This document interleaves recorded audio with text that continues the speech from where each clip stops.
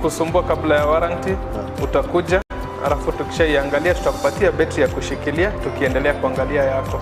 Talia yoka na betri yechinguru. Betri ya Autobat ni betri ambayo ni spill proof, kumaanisha hiyo betri haimwagi acid ile ambayo iko ndani. Hiyo betri imetengenezwa na calcium. Kama vile tunajua calcium hainanga water loss, kumaanisha sasa hiyo betri hakuna wakati ambayo inakauka hiyo acid. Asamange twakirisimi namba 0739 697855. Kwa wale watu wa kujamstatiwa, wachana na betri kama hizi. Tumia Autobat. Betri ni Autobat. Tomo chako tengere merobreito yogosemia na gukumenya yago korekana kira rituko nabariki baitu be andrete chinga kichons asengencho yao eariganie asobo tengari botari no mubwekano.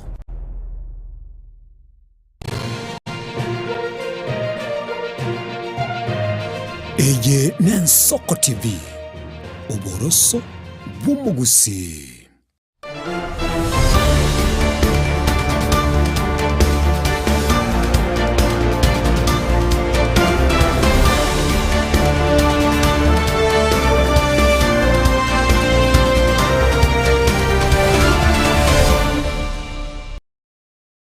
Wancho mwegereria hane mambiende yeri tukole komina kianda mwetienyo gatano mwaka yoga wachirubire 2025 no mo 2026 century abene go kwariga nende imege tesendikia ukiabene Nensoko TV karali tuko liechmaine litko abakenya bange babokire kurenda bange mbaraso chigasi cyabo cyakali tukoregoro gwikali tukorero ngenche nenga ano mogomo obwa abagendi kigali yogendete kwene kibwa imeyense ya Kenya asemechemene yabereko bakigoterania ebyasara byaye no boncheri bwaye esiri tukolia kabere bono mucho Nairobi omucho Mombasa omucho gusi ngatiye mechiende unelia Naivasha eri yabereko ba agiko bwateranibwa ano mugiro obwe bantu bekigali ko bwatekano komenta kwa maguri ya mabuta ayikoranga barabu abakonyiri ogima bwabo naguchi asa tambikima ekaramangenete kwene kibwa omucho mweri ari tukolia lero nigo mukomo osoni go mugiro oyu osereri tukolia ya elia kabere mega yogo chakabena ri tukoligoro ase enibo yabateka bakegosalibwa abasaba kabakogweso kena kurobekana nabande ko bwatesia abalya ababagendi kigali nabateni bo bekigali meyense ya Kenya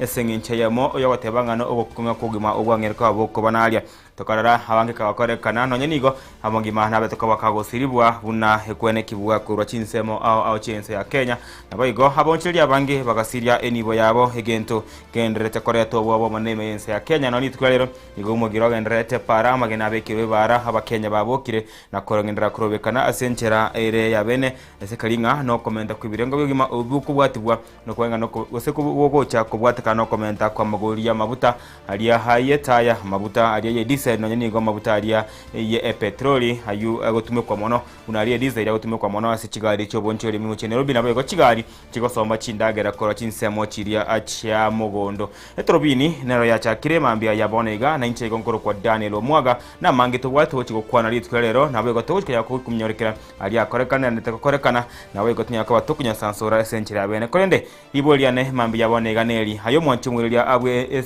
ayo mwanchumwiria begeteseni geto kyabene Nensoko TV ngaki olibirengeri byao gosenga kibirengeri byo babire kubwatekana no comment okurigoria mabuta nabayigo obokebo kwerigoria aliye diesel nekisiringi komichoka nabonega ngigo chikwene bokisiringi 232 kurwa chisiringi 242 nigo serikali batakoigo kea korengana nenkwana yaye mwaziri we wizara eria aye chinguru chomorero amone petroli omoske opio wadanyi nigabe takoba kago kea nekisiringi komichoka mabuta ya diesel nabono nigago chikoikibwa kurwa chisiringi 232 egoikachishi yani 42 egoikachiringi 232 asiri tukolia lero gosobo bukataka tibo kera lero nigo mabuta yabereko bakawikibwa nekisiringi komi ngo kwandra mabuta ya diesel kona mabuta ya petroli takuniri kinde gyanse ne siringi gosona nentururu nigo hatigara koba nigo chisiringi 214 asebono mabuta ya taya hali yabutume kwa chinsema au chistobu nawe go chinka chaito nigo abakabaga komento nekisiringi 35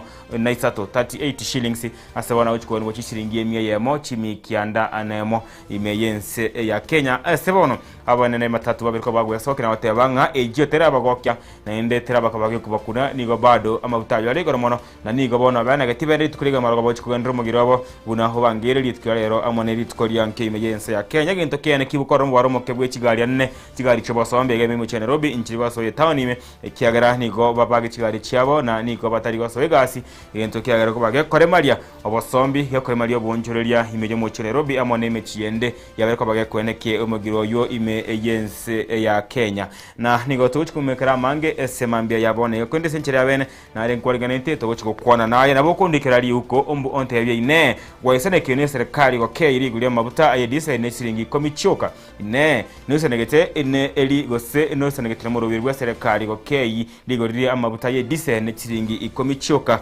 imeyense ya Kenya nabo kuturekera semetandao yaito ya Facebook na igatongo soma message ya masemo imeyegete senigeto kyabene gen soko TV mu rubirino yibwete rubini nabo igana bo kundikira se namba igwete skini ya gahu ya masemo semutandao yita WhatsApp ose ase inbox yaito Soko TV na inte na bango soma oku na go soma birengera libyawe mambi yabonega asentira ajabene litunyako batogo sanga na go kuonera amange imense ya Kenya bonega ense ya Kenya ndiyo tebekana ngakoba revenue yani ebeseri monta konyora nigo erenke mono kobwa ebeseri yagotumeka yani ebeseri konyora iliyo konyora mu buko niga erenkera kini iliyo gotumeka gosoka niga yakobe nyinge bona honyo gotumeke nyinge kobwa tenke nga kibucho gikiranie obogima abwawe gosibirengo yogima bwawo igaiga imeyense ya Kenya nigo egati abantu besokira kwenda kukwandra amangana mange tugochiko kwandra igoro ya mangana ya volumes ya DNA ya mabuta imeyense ya imiyero wango rwa Africa asekalinga amabuta asichinse chi Africa tabwati igori erimo korengane chinse chinde gose korengane chingo chinde wango rwa Europe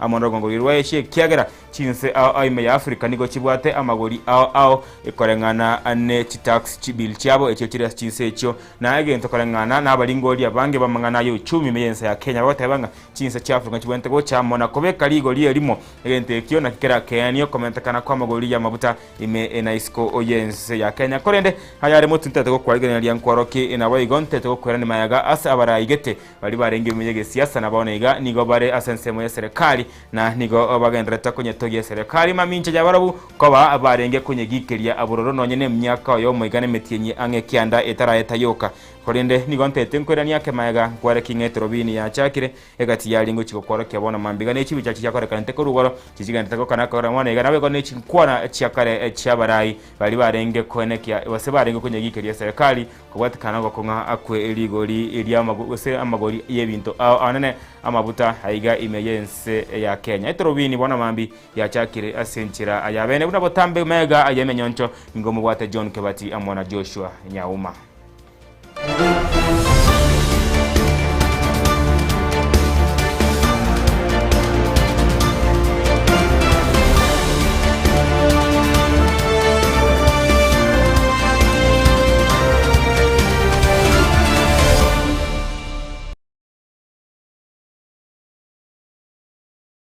Karibu nendo mwancho mwigirelia tonyara ko batogendra go sanga imambi yabone gabono ari tukore goro chiduka oni go chabete ko ba chiko bunwa chini bo chaba chigo salibwa kigali kikaba chiko iberwa nabege chinde kikaba chiko tongi wemerero ime ye chinsemo chense ya Kenya na aigabone gato go chikogirelia ke gonte temkora kitukore goro anese barelia aya Mombasa road buna kigali chabete ko ba chiko iberwa eni bo yabo go se ebito biri byabo bare go chiko ira go chinsemo ye chiro nabayigo emebogani yende kabage ko bunwa na go siria eni bo yechibetsa chinyinge sana tete na kwa kibeche ya moyo ithania saba saegete wasone teme yumugiro yo na gotume kali bagelyo ryo kwibera abakenya agose kwiba ena gosali eni bo y'abakenya bande batabwati inkyambole gose batali imeyo mugomo yo osomugiro yo kore kante kolega no nyanigo nigante serikali yaso kina kwikeria mono sana igoro yebikoro bya saegete bale ene egangembe yo gweso eni meyo mugiro na konya agoreta euraburu egento ikira barabugo sali eni bo y'abantu kwiba eni bo y'abantu abatali ikocha kende gyo ntango turagelia chibicha cyagati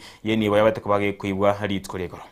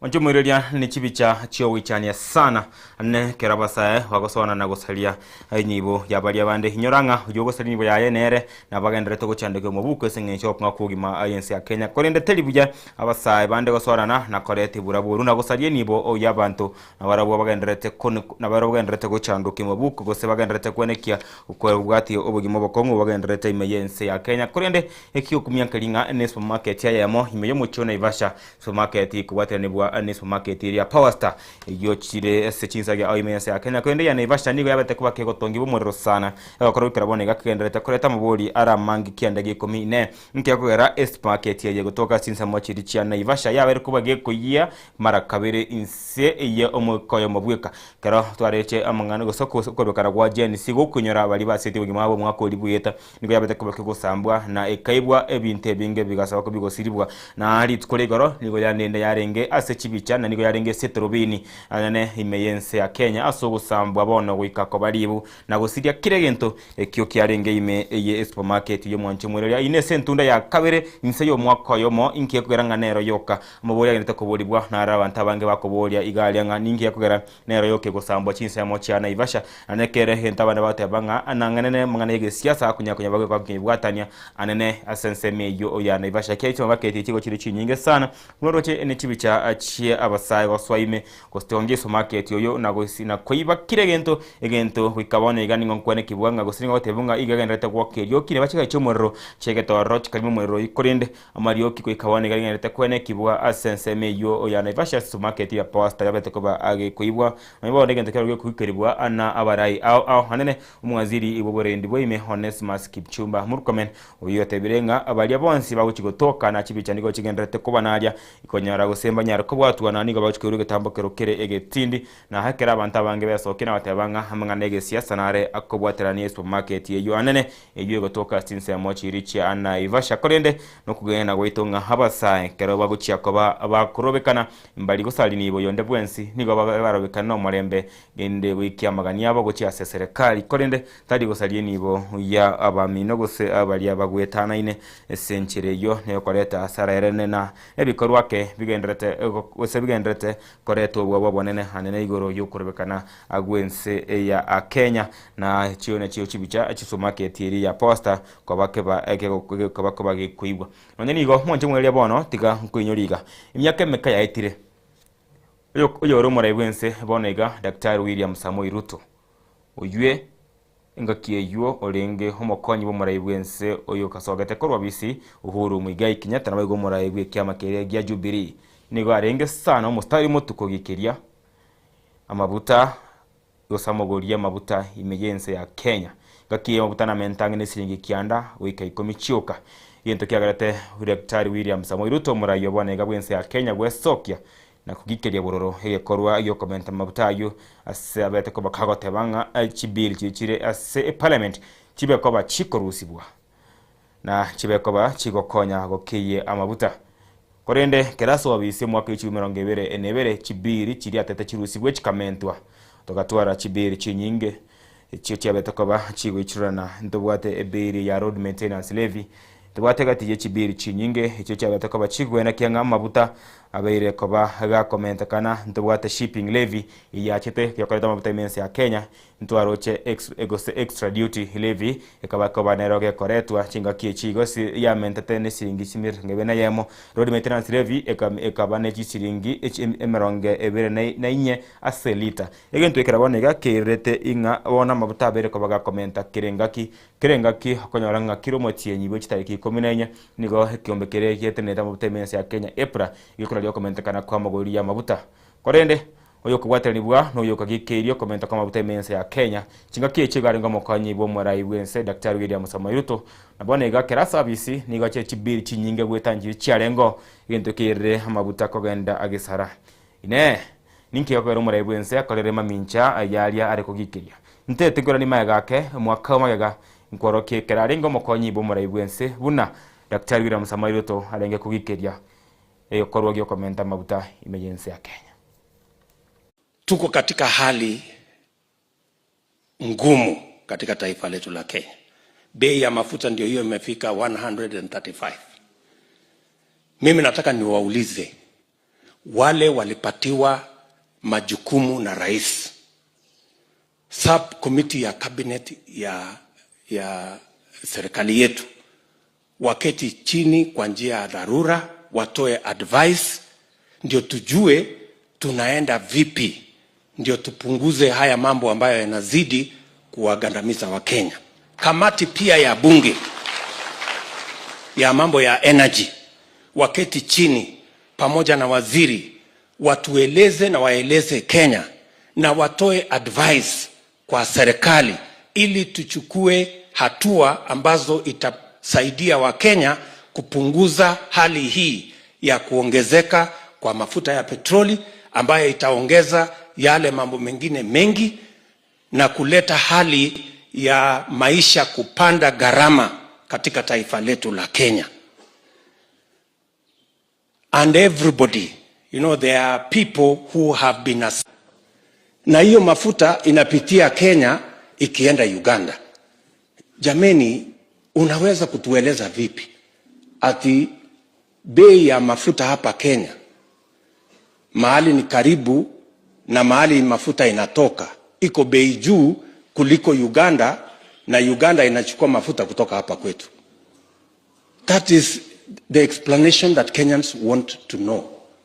The corruption cartel at the Ministry of Petroleum should explain to Kenyans why dealers have increased their profits from 9 shillings to 12 shillings. Why the ministry is protecting the whole market and operates now like a cartel that is hurting the ordinary people of Kenya, to the extent that fuel products in Kenya are more expensive than fuel products in Uganda, and yet the same fuel products come from the same destination, pass through Kenya before you go to Tanzania. Before you go to Tanzania or even you go to Uganda. The people at the Ministry of Petroleum have questions to answer, and the corruption cartel in the Ministry of Energy must be broken for the prices of fuel products to come down. We must say it unequivocally that there is no other reason. It is not even about the taxes. It is about the corruption in the Ministry of Petroleum that is aiding a few companies to make super profits while the ordinary citizen in Kenya is suffering high prices. The cartel at the Ministry of Petroleum Products must be dismantled for fuel products, their prices to come down. And we expect it to happen yesterday. We do not expect it to continue, because there is no reason why fuel products in Kenya are higher in terms of price than in our neighboring countries. Yet the fuel products pass through Kenya to those other countries. So watu wasiendelee kutupigisha story ati imekosekana mtu ya kujibu.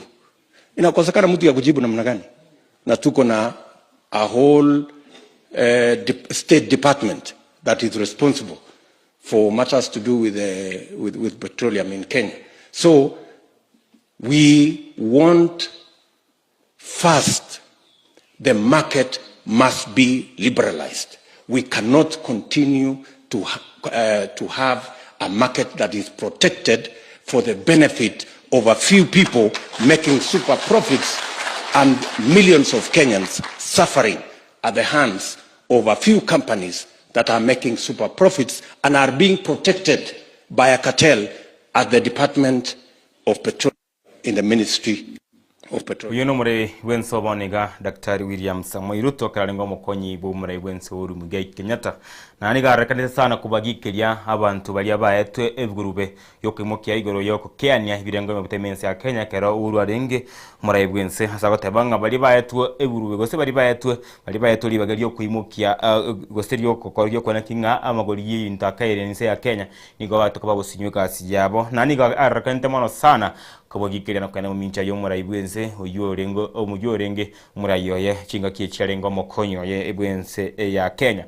Nigo Ruto akabaka kwenekia ninki gyakogera ense ya Buganda eyure landlocked mabuta igagwita kuruga iga ime ya Indian Ocean kerachire buna crude oil amanya kuiro gwikense ya Buganda gwikaitega iga ime yense ya Kenya emibaga ya Namanga amanya goswa Buganda korende ochino kerakora kwenda Buganda gose kora Buganda gwikabona iga nigo amaguri ya mabuta ali nsexana kobwa asense yo egwetie mabuta koru ime ya Kenya guchi essence ya Buganda gwikabona na maswali atabwate machibu ninki gyakogera ibirenge ebyo evidence Ruto no chuna kwana gabo igago kwanira igoro yechi dealers bali abeza ko bakabate neki dealers kete bali bakogarama ko yema buta commenta na nigara abakore agasoime ya BC agakora chi dealers akareto murubiri OG2G ya serikali ochesa serikali yechi country cha Arab countries chikona ya serikali ya Kenya mabuta AMO asejemo korende tachitiko bakonya kine Jonsi nigo nenda mabuta yo amentekanire nonye mega yo batebanga wikakore chikatelsi chirate benga korengana nera agatiko chiko dismantle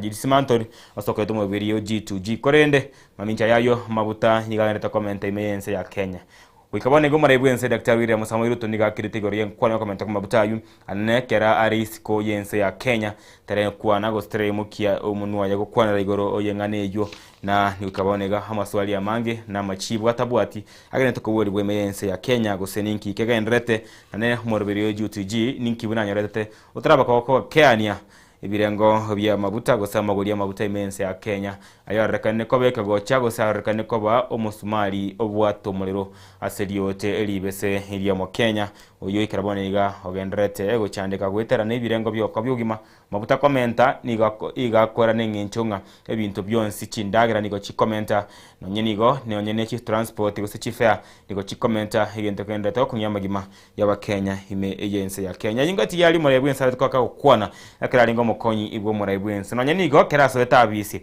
mwaka wichi 2022 umurayo yubwense Dr. William Samoei Ruto nere akabalire ira ogochikokonya omusigo muri tobo basubati gutumeka chinko amona gutumeka mabutari ye parafini kayikorengana nere atabwati afyengiya gochia hasa abakenya nne sabasubati balikira chinga kiye bagotoka aliko bakoruga korengana nere mabute ya mabute parafini ni gabwente egochie gutatumeka kabisa korendo kabonega nara mentrene chibesa chinde chiringi 35 onaisatu imense ya Kenya marebwense akalira basubati ira ayogo chakobakeria amagori y'ikigasi asatete sirinda iga yegasi ige gochikorwa siringi kiri webere chimesa na isato gwekeke tisiringi chimya isana basubati bagayimuka na gotera igwe litukeria tatenga ngo cyari ko ushuru yonsi iyo kwena kinga kigasi nkoba achire na magori inse nagatebanga bali abande bagotumeka kuona ikigasi kimagendo nigarenge gochia akobakora korende karaswa magori y'ikigasi akamenta na magori y'ushuru wose chibid ne taxi atera chiko keya chikabako bachikomenta kana inkwana ya William Ruto gako balire ira ba Kenya onyebwekani inagari yagenderete esibone iga kurumya ko mwaka w'icubire ngebere nebere wikabone go mwaka w'icubire 50 onomo ali akwanete asokulgeri kwao nagenete bone iga abere ko bakawikirana irelie kwani yura na gotebi no ne kwege na nga uchumi yense ya Kenya ya wale kwa kigocho chibono mora ibwense raboko nikerari uko ase Facebook yeto ne metandao yeto ya masa ya mombe kwa kingo soma ebirengera libya igore kwa kugima bwense korende torageringe kwana ya karake na ende yomora ibwense igore okia ni ibirengo byo bugima anene utiasa abasubati asoko bakeli amagori yebinto buna egasi. Jambo la 4, nataka kina mama wa Kenya wanisikize vizuri. Jambo la 4, Kenya yetu bado tunapika watu 70% katika taifa letu la Kenya bado tunatumia kuni na makaa, na hiyo kuni na makaa iko na matatizo ya kiafya. Kwa hiyo 70% ambayo tunatumia kuni na makaa, wale wapishi wengi wale wanatusaidia kupika chakula katika taifa letu la Kenya ni 99% women. Kwa hivyo hiyo magonjwa, hiyo matatizo inawafikia kina mama. Na ndio nimesema kuanzia mwezi wa 6 sasa tutapanga mpango ya kuhakikisha kwamba kina mama wanatumia clean energy. Na ndio tumesema kuanzia mwezi wa 6 nitafanya mambo kadhaa. Number 1, nimesema tunaondoa ushuru kwa mambo ya gas. Ile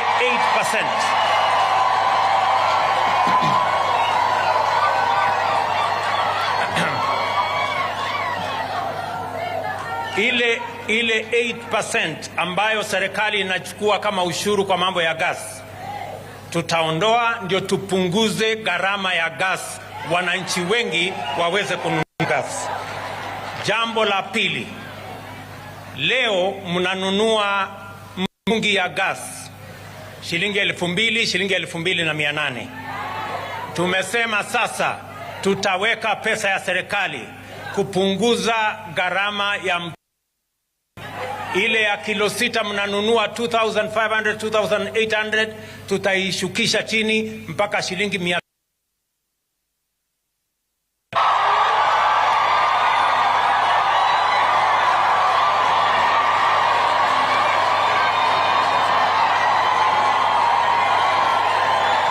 Na vile vile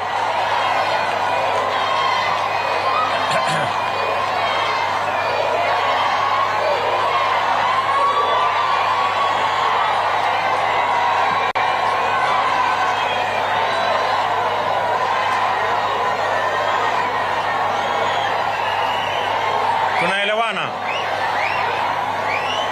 Kuanzia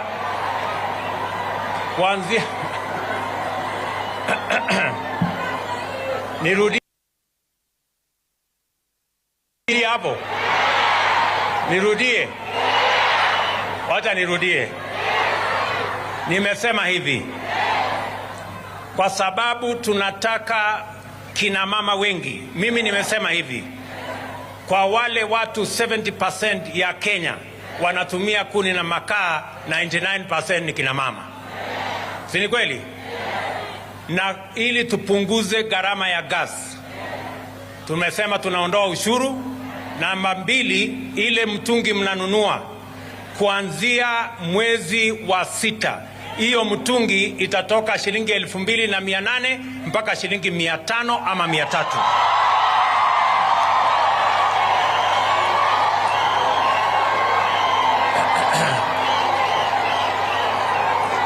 Na mimi nataka muelewe hivi,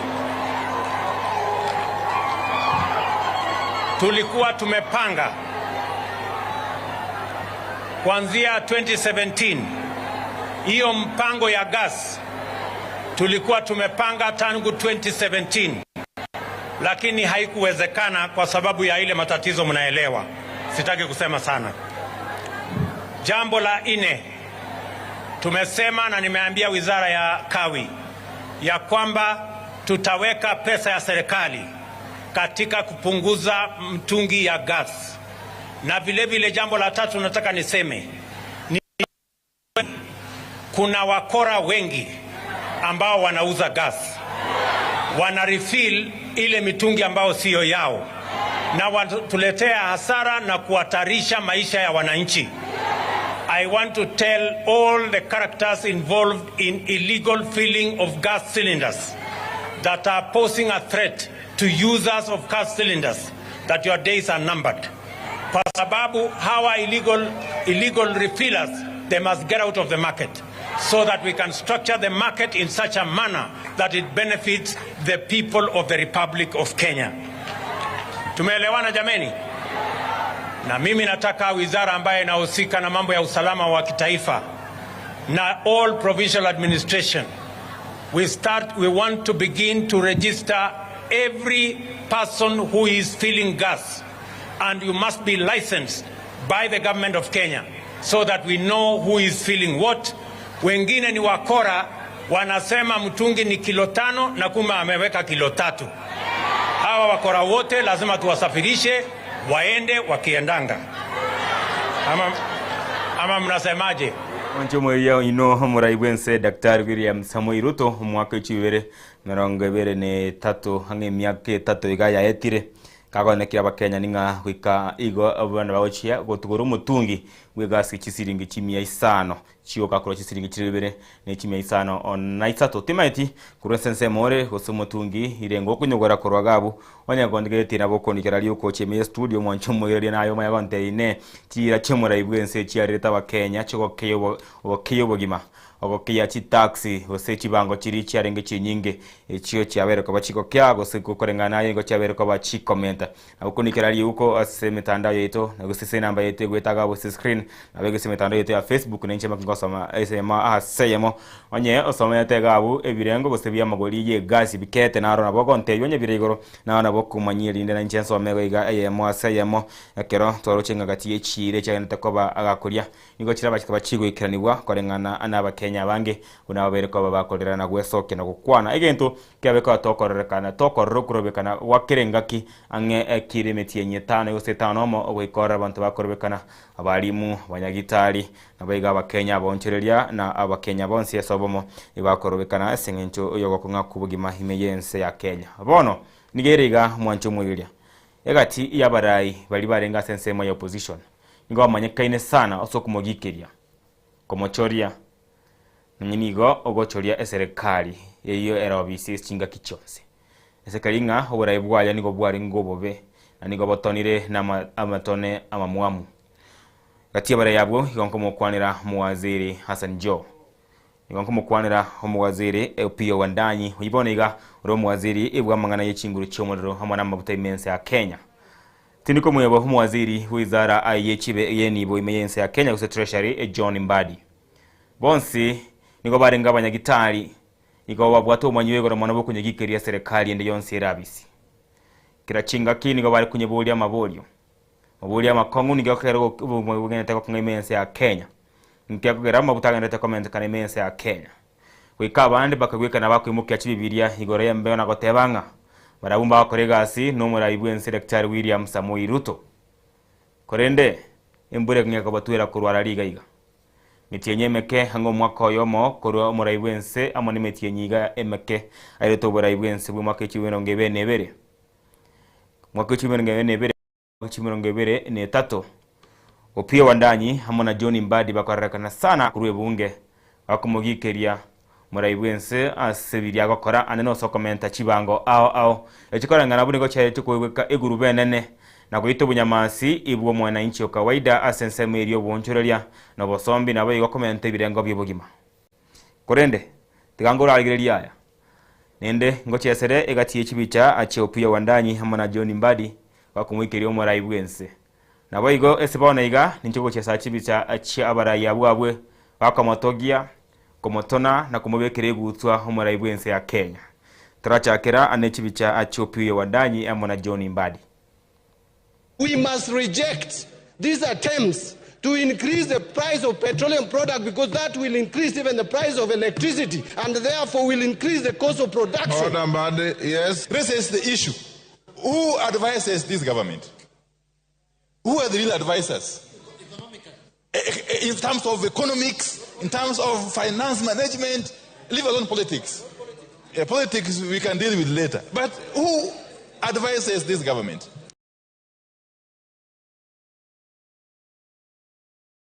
Opiyo Wandayi uyibone goro muwaziri ibwe chinguru cy'omurama n'amabuta tiraetia miaka ibere kore ngatiraeta nonye miaka ibere ni mutinyo yo muiga na kero eyu arenge kumugikiri umure wensa koboria esomo gwe Kenya molero who advises this government ningo kwenye basemye serikali arenge kuje kwana ne serikali ya William Samoei Ruto serikali bonega opio wandanyi litiko agendrete gutena kira chingaki na goteba ninche no mwaziri ebwa chinguru cy'umuremense ya Kenya na umuraibwe nsendigana takora mangana aramaya nonye ni gotanga twara mabutaka komenta gwetanchi siringi 12 na 32 gwetanchi siringi 12 na 14 gose gwetanchi siringi 100 yemo na 40 na yemo asama butalia ayeta ya gose parafine muri ayoyoyu nero yikwa marere karaga kwikire serikali na watebanga tebwati bantu baya bakomasemya umuraibwe nse esibona iga ale turime lindo kotanya komasemya umuraibwe nse okomasemi kwaye nigo gwachire esekerongo kya mabuta kwendera komenta kira chengaki eliare kogikeria akikya moromiro boto turaligere lingo chinkwana chiabo bonaiga John Mbadi amo na opio wandanyi bonsi akomotogia na kumubekere gutu muraibwense William Samoei Ruto kuhimiza watu wote wa Kenya ambao wamekerwa na hili jambo ya kwamba wawe na subira, serikali kuu inaishughulikia. Kwa sababu yeye ni mwoga, alikuwa anatoroka si anaenda wapi? Atinga. Alafu anasema uongo. Mimi ndio waziri wa hii wizara. I am the cabinet secretary in charge of energy and petroleum. Kama kuna issue concerning this docket, it should face me. If those two actions were not taken, the price of super petrol would have been 217 shillings per liter. You know, there are so many things happening at the same time.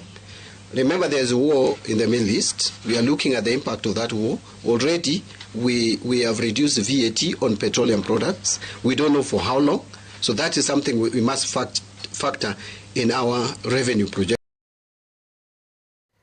Wano kwarre uyuno pia wandanyo watebanga wa Kenya batuari subira kose wa Kenya baba batoya wake ikere serikali ntushukira manganayo nere ryoko yo kaboli ya serikali ningoka bako konye gose konye obasemya somo bwigo songo konye advice John Mbadi atebanga onye tali bitambekero byeru nyina matukamega akakera takokwana takama butayiga mente wikasiringi 12 na 12 korende Rika harigo chako kya kurwa saringe nigo bona mentire iki yaitaga ika samabutari disere ka 12 na bonega ke witukore goro mega yokurubekana wika 12 korende bakamentaria aya parafini go sarieta ya na bayigo hariye petroli hagatigara gari 12 asego ikona ni go Kenya bado mbraisanika nigitambo kerekyo nigo bagendeta korera na nigo nende bagendeta gwasokia ese tunda ya kabire litkoria kabira rero litkori komena kyando mutinyo gatano anene kera bagate abanga ngo wenda kwiyarigana nende gochikorobekana mutinyo gocha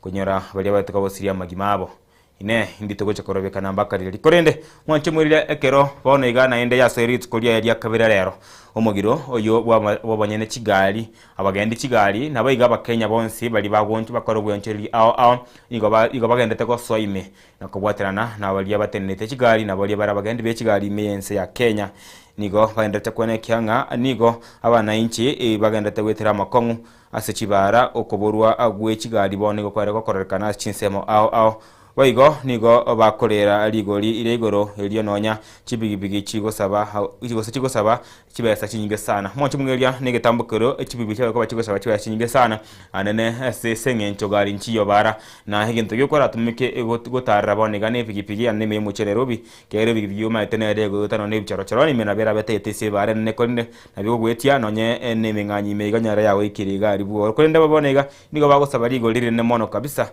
anene nonye konyoranga ojuo tagete kogose kutete koline pigipigi yo tabwati ibesa abone yo korende nyabonego nigachibara ao charekana ko bachigo sikwa emambia aya abonega kiraba Kenya nende besinge bagende gwesokia litukira rero na kwimurunkanete yango toragiria chibicha chiri tukoria rero kuna bakenya bene tabwesokia na bego na chibara chinde chiategaire roro chitabwati chigari gosonye kero neyemo gosebere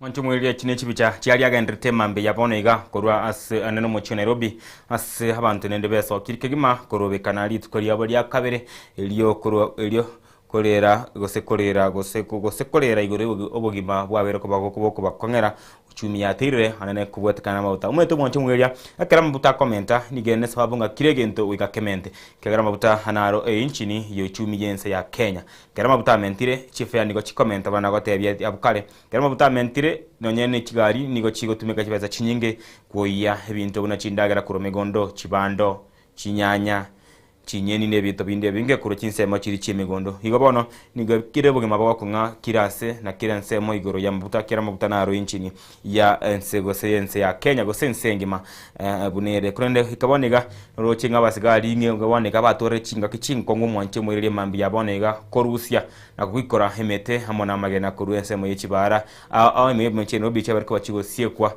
naboigo kuyo chimero yabere ko bakego tongibwa chiteje bariko bachiko tongibwa basigari nigo batemire go sona katikoranga amorembe nkwane kibure koranga hobosali bwebinibo yabantu bande teri kwene kibunitko oligoro nakone kingo morembe nkoiboro ekeronene omugomo go somogiro obwa magana yechigari agendra teri tukulia yeri akabire litkolero na ntomanye tindi kawo chikoera ekero habare abatente ko kwana litkolero ngwaro je opio wandanyi kirale ko kwana nigo igatia batenere bechigari mense ya Kenya so hagati okwana weselisa seriso tachiet kumwobo muwaziri na kumotebinga yaya ntorancha na buno goteba uno bongenereri ntorateba nga twegwana ndere ntoraigwana na hekiyagara mogo kema butini siringi komichioka chine chinga sana mu komenta na siringi 30 momo yoke na siringi komi echo ntorancha na kero kyo gentekera tebo no mugiro ine ndakugandira wikali tkolya kabere erero egentekero kiringa abantu kera bagwesoki gukwanira baraya banne sana ige kworokinga anana yake abakenya igo baro sire sana nake abakenya nigo baro mirumono nigo basu nirumono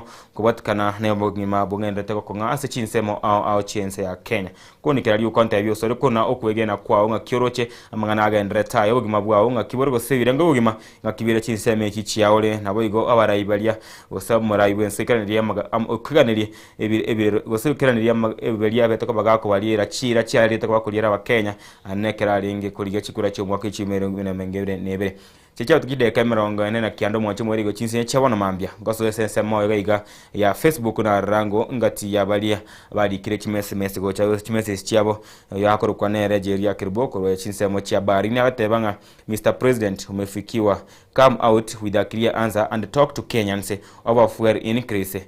Kenya ito ne biomo ogaki agatebanga, how did you tell us about the gas from 2800 to 500? Tell us about the current situation. Gas ye bado na bere igo ogose ya kaire ka silingi 500 bibolyo hakwebolia sana hamusubati ijeria kirubo kwa chinse mocha aba iga chabarin hayagatebanga kuru kwa Diana Nyaboga agatebanga watching live from Kisii Nyamataro.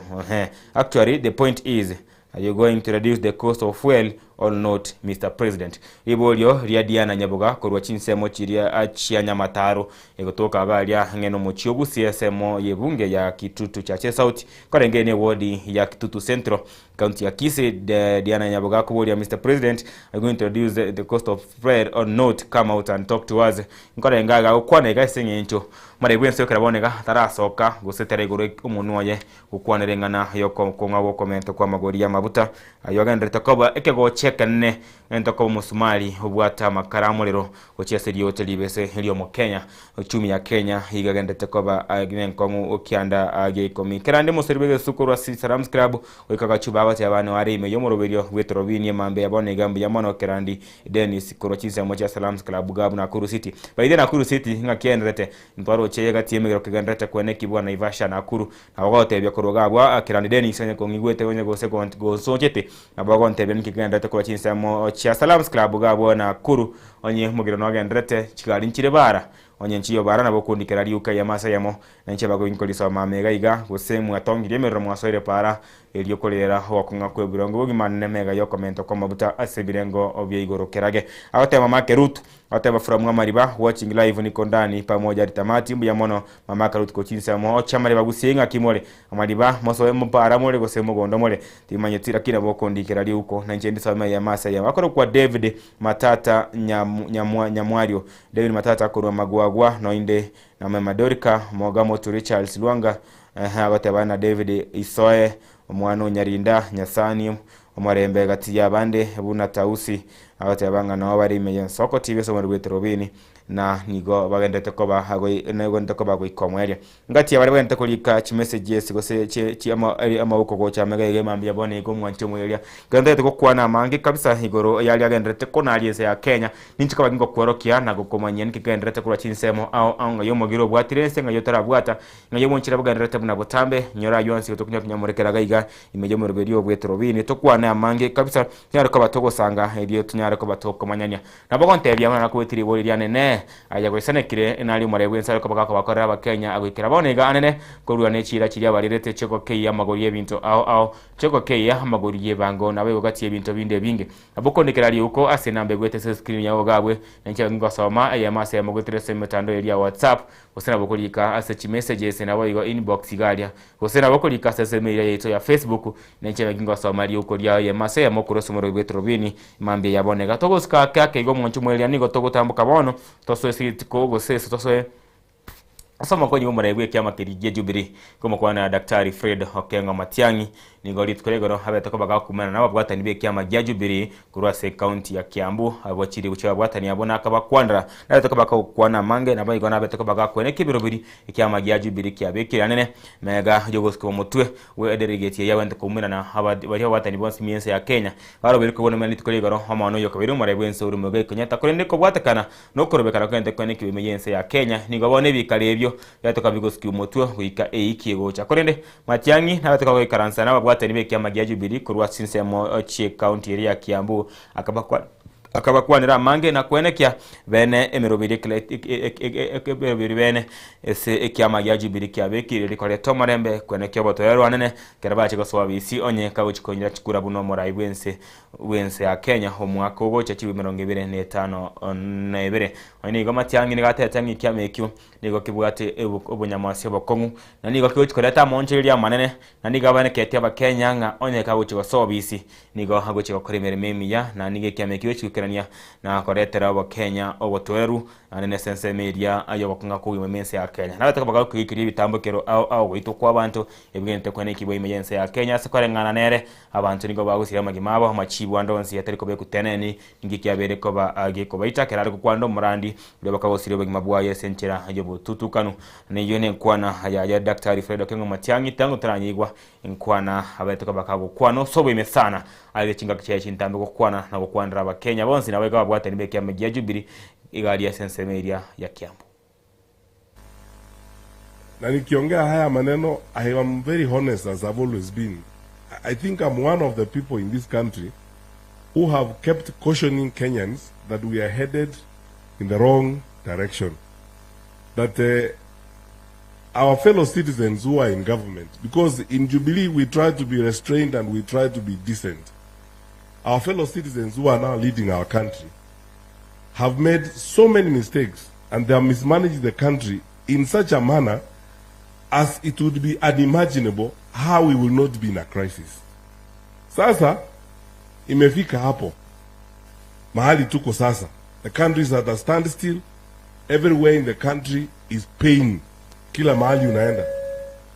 All of us since this weekend, mimi mwenyewe, I traveled up country. Even my expenditure on fuel, together with my team, is 2 times what it has been. Already, that is a strain on my budget and the budget of those who are supporting our campaign. Can you imagine an ordinary mwananchi ambaye anapanda matatu, anaenda posho mill, anaenda shule, and so on and so forth. Na ukiangazia haya maneno ukiyafuata karibu, we have gotten ourselves here because of corruption and incompetence in the management of our country. I want to be very honest with you, my brothers and sisters. Mimi kwa maoni yangu, niseme kama kiongozi, we are headed in the wrong direction, and not even just the wrong direction. I think the worst is about to come. Brace yourselves. The worst is about to come. Because the final product of our mismanagement the last 4 years, sasa ndio inaonekana wazi. Now, it is not going to change. Because for those of us who understand the management of government and management of public affairs, you can see, I was talking to James a while ago, many of us who understand the management of government and management of public affairs, it's not rocket science. You can see they're headed to a hole.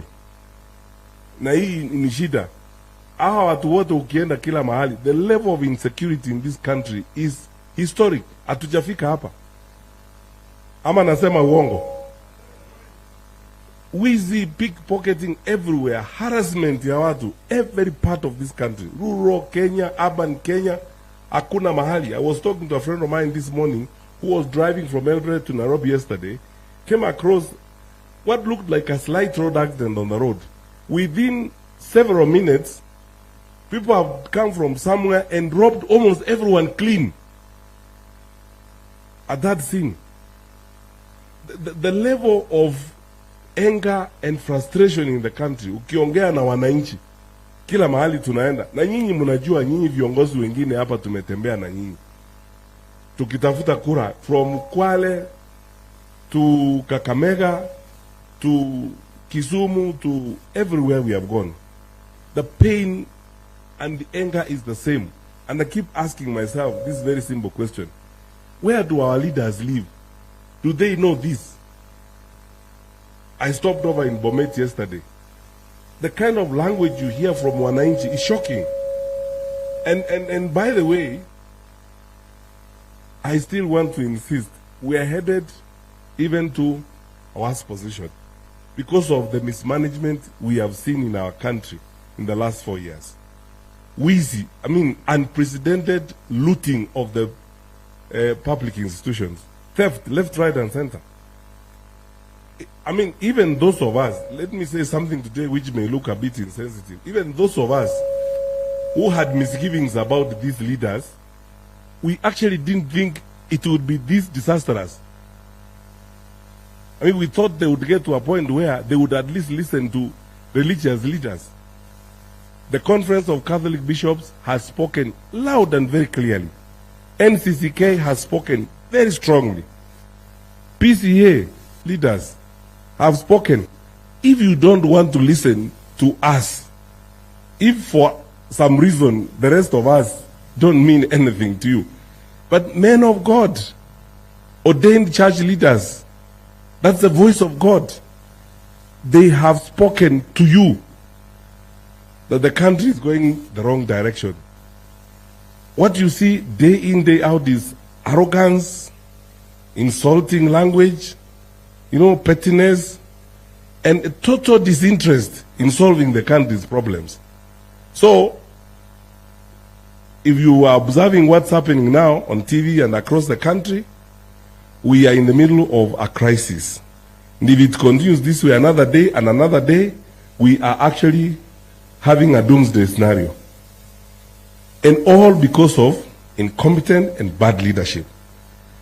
Sasa kama mtu alitaka sababu why Jubilee should go back to power, you have it today. Si uko na hiyo sababu? This is why we should go back.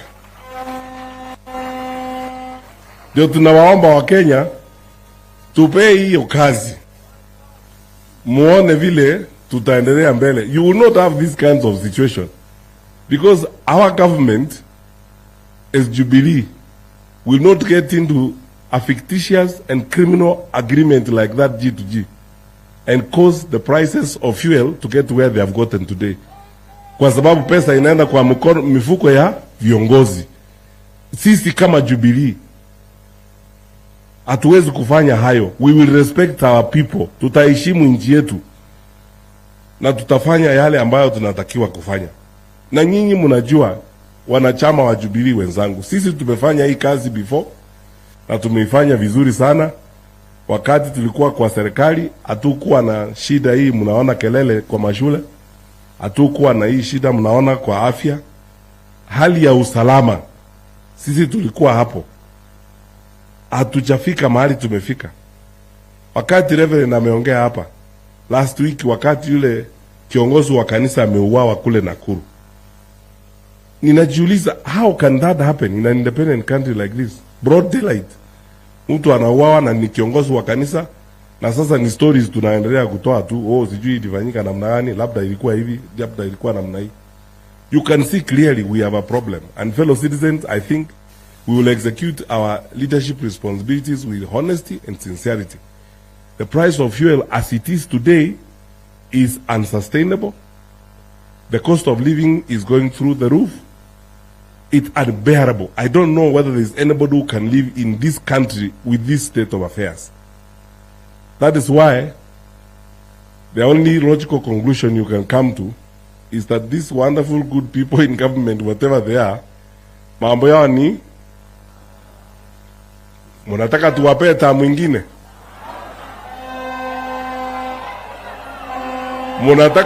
Munataka wape tamu mwingine. Harambe. Kiambu tunasema namna gani? Sisi Jubilee tunasema namna gani? One term. And even that is generous for for people who have performed so disastrously like this. It's generous. I don't Mheshimiwa Uhuru Kenyatta akiwa rais wetu, we even had economic growth.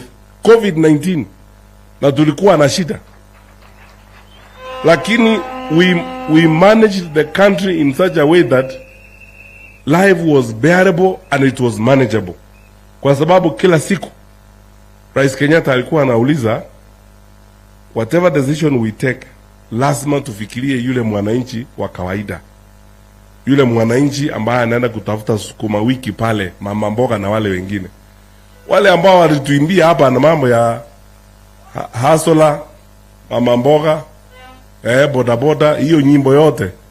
Ndio sasa kumbe walikuwa kuimba hivyo, waingie pale wapore inchi, ndio wanapora kila kitu inauzwa. Wananchi na wauliza, mutakubali kweli nchi yetu iendeshwe namna hii? Wiki ijayo Wiki ijayo tutakuwa na mkutano hapa na kiongozi wetu wa chama atadogo hapa, tumalizie mikakati yetu vile tunajiandaa kwenda kwa uchaguzi. Na waomba tafadhali wanachama, najua wengine mmekuja hapa na mguu asubuhi, wengine mmepitia vichochoro vile nimepitia. Nimewaambia leo nimegundua njia zingine mpya ya kuja Kiambu. Mimi nilikuwa nafikiri ni ile njia najua kawaida, leo nimepitia njia zingine za ajabu, lakini ni sawa. Imenipea nafasi kukutana na wananchi wengine ambao nilikuwa sijakutana nao hapo mbeleni. Nimepitia hapa na kuta watu wengine kwa kioski hapa na wasalimia, wananiambia Matiang'i one time. Nawaambia hapo ndio tuko tunaenda mbele tukiwa namna hiyo. Kwa hivyo nawaomba, kwa sababu barabara iko vile iko na mambo iko vile iko leo, tupate nafasi ya kuondoka mapema, kila mtu afike nyumbani na viongozi wale tuongee, alafu majaliwa ya Mwenyezi Mungu wiki ijayo wakati kama huu tukutane hapa. Sasa tupange mambo yetu, tuendelee mbele, na mahali popote mnaenda ujumbe ni huu: we want a stable country. Sisi hatuna shida na mtu, tunataka nchi yetu iwe na amani. Hawa wangwana ni wananchi wa Kenya, tunawaheshimu ndio, lakini kazi imewashinda. Yani wameshindwa na hii maneno ya kuongoza nchi. Kitu mimi naona wanaweza zaidi ni kupora nchi, na hatutaki nchi yetu iporwe ama namna gani. Na hatuwezi kuishi na maisha ya mwananchi ikienda hivi na gharama ya maisha ikiendelea hivi juu. Kwa hivyo vile wanaambiwa na wengine wasome ile barua ya, in fact sisi watu wa siasa hata hakuna haja ya kuongea maneno. Someni ile barua ya Conference of Catholic Bishops. Ukimaliza soma ile ya PCA Bishops. Ukimaliza soma ile ya NCCK. Once you are done reading those 3 letters, hakuna kazi taarifa ingine. Pangeni mambo yako polepole, kazi imewashinda na sisi tuko tayari kuanza hiyo kazi. Tukipewa hata kesho tuko tayari kuianza, alafu tuendelee mbele. Ninawaomba mupeleke huu ujumbe kwa wananchi, tujiandae. I think I have to be honest with you, the worst is yet to come with this administration the way it is. We are on a downward trend, we are on a slippery slope, tunaenda chini. Lakini msife moyo, don't lose hope. Countries go through this. Sometimes tunafanya uchaguzi tunakuwa na shida kidogo, tunapea mtu kazi tunafikiri atakuja kufanya sababu ameongea maneno matamu, akifika pale inamshinda. Let us keep together, work hard, go to the polls, elect a new government, and I promise you, kama hiyo serikali itakuwa inaongozwa na mtu wa Jubilee yule ambaye nyinyi mnajua, hatutakuwa na hii shida. Tutakuwa sawa. We will have a better country because we are better people and we are better than this. Na muombe wa Kenya wengine wote tuombe nchi yetu, tukae pamoja, tuwe tayari kufanya kazi ya muhimu kama wananchi wa Kenya. Na kazi ya muhimu ni kujipea uongozi wa maana, na uongozi ambao unaweza kutusaidia sisi, na uongozi wa kupeleka nchi mbele, na sisi tuko tayari kutoa mchango wetu katika hayo maneno. Ninamuomba Mwenyezi Mungu awabariki ndugu zangu na dada, mpaka tuonane wiki ijayo. Na nitampelekea mwambia Mheshimiwa Rais wetu mstaafu kwamba nimedeliver message yake na ujumbe wake, na hata yeye mwenyewe anasema anaona uchungu wa Kenya. In fact yeye kutokuja hapa kwa mkutano ni kwa sababu alisema siwezi kukaa kwa mkutano nikipanga mikakati ya kuimarisha chama chetu cha Jubilee, wa Kenya wakihangaika wakiwa pande ile. Na huo ndio uongozi wa maana. Wangapi wamepokea hiyo salamu ya kiongozi wetu Mheshimiwa Uhuru Kenyatta? Na wangapi wanasema tumuombe Mungu tuonane na yeye wiki ijayo? Asante sana. Mwachimuri atugotiga nayo kirai wagendrete na ekero mugirani tokatali wali ni mense ya Kenya ningo bono wotene we kema hakia UDA weso kiribone ga wendete gukwana krocha bischiabo sensemo ya ngongorodi bakora wono murikia bo munene Omar Hassan Omar tete nkere ya masa yemo ijiko igwanki wendete gukwana ne bacho gukwanda igoro yo komenta kana kweri gulia mabuta na bayigo hawo kwa kwaye Rejo Mutoni uyo kakago sambwa gwetera petroli mega yokobika itatu ase likaririaye igose ase lirekoriaye yare korokyo twicha yo muraibu William Ruto haya masema wika chobisi cha UDA sensemo ya Ngong Road. Pete, kibeti cha Kenya kina vipimo vyake, kina viwango vyake, na tunaomba wa Kenya wajue these are abnormal times, and because they are abnormal times lazima sisi pia tufanye extraordinary measures. Na ndio jana nilikuwa tunajadiliana, hata hapa leo nimewaita hii, umeona hii kikosi chetu chote cha management, tuwe na mjadala. Mbadi amefanya kazi yake, Opiyo amefanya kazi yake, Chirchir amefanya kazi yake, Murkomen amefanya kazi yake, Rais wa Jamhuri amefanya kazi yake, Dorcas amefanya kazi yake, na sisi pia Kenya tushirikiane nao tufanye upande wetu vile tutakavyoweza. Ndio nimewaita hawa hapa. Sisi tuko na staff wale ambao because COVID taught us how to deal with extraordinary measures. Nilipomwambia paka walimu na mawaziri katika masala ya education, hata classes kama zinaweza ziwe hybrid, wale ambao wanaweza kuja class physically labda iko karibu na nyumba waende na mguu, wale ambao hawawezi kama kuna na fursa waingie kwa mtandao. Employers waajiri wale ambao si lazima watu kufika kazini, washirikiane nao, wakubaliane, wakae majumbani, wafanye kazi kutoka majumbani. Hii vita vitaendelea milele, vitaendelea labda miezi mingine 2-3 hatujui, ama siku 2-3 hatujui, lakini tunaomba Wakenya hata kama vita viendelee milele, tunaomba Wakenya watusaidie kupunguza hizi kelele za wakabila. Watu na ukabila wanafanya kama ambayo hii kitu inatokea Kenya peke yake. We must apply our creativity, our collective will as the people of Kenya. Sote sisi ni Wakenya wenye haki sawa sawa. Kuna Kenya wengine 85% na maeneo mengine ya Kenya ambayo ni the larger majority. Pia lazima wafikiwe na barabara, pia lazima wafikiwe na huduma, pia lazima wafikiwe na afya, pia lazima wafikiwe na elimu. Wote hao lazima wafikiwe na public interest investments. Kwa hivyo sisi tunawaomba Wakenya pale wataweza kushirikiana, kujadiliana, wakae chini waweze kuangalia, because they are extraordinary times. We also need some extraordinary measures. Serikali imefadhili karibu bilioni 30 so far to mitigate the adverse impact of the disruption of the global supply chain. Na sisi pia tufanye upande wetu ili tusiweze kukwamisha mambo mengine katika masala ya kiuchumi, na sisi pia tulete mchango wetu kwa kuangalia vipi we can circumvent some of the energy costs. Sasa kama wewe unaangalia, kuna nchi nyingine wamesema hata AC zisiwashwe katika public places.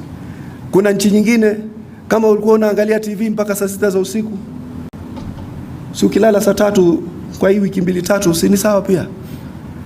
Kama mnaweza kufanya kazi kwa shift, wengine wapokezane, wengine wale ambao hawana haja kufika, ili mashirika ya subsidized tutumie maarifa tuweze kukabiliana na hili janga. Tusikubali wakabila kila wakati kukiwa na kiangazi ama kukiwa na force majeure, force of nature, wanatumia hisia zao za ukabila na incitement kwa jamii zao. Hata sisi ni vile tu tumeshikilia yai na tunajua vipi kulilinda. Sisi pia usituone hivi, ziko jamii na ni wakali pia, lakini tumeambiwa watulie. Lakini uwezi kila wakati wewe unaleta uhasama tu, unaleta uhasama. Kwani William Ruto alikufanya nini bwana? Sisi Waswahili tuamini mtu ambaye unamchukia zaidi ni yule alikuibia bibi. Kwani aliwaibia mabibi zenu? Cheni bwana. Haiwezekani. Hii Kenya ni ya kila mtu. Mimi nimesema hapa na nimesema hakuna mtu ni passing cloud. Kila mtu yuko hapa by invitation. Hakuna mtu ya one term. Yeye kama marais wote waliotangulia ataserve 2 terms. Na hiyo ndio vile inaenda. Kila wakati ni uhasama wa ukabila bwana. Haiwezekani. Munatia incitement. Binadamu anaenda kuchoma mwenzake kwa vile yako na tattoo. Munafanya iwe ati ni kuna heavy cost. Na yule naye Watermelon akatuma watu wakachome ofisi ya UDA Makueni. Hata at least wakatuomba iwe ni maendeleo yako, uweke wachawi ndani, still kutuomba. Wajua ukiwa hujui kuendeleza jambo, utakuwa na sifa ya kuharibu mambo. Uharibifu. Kwa hivyo mimi na maomba wa Kenya wale wengi ambao ndio idadi kubwa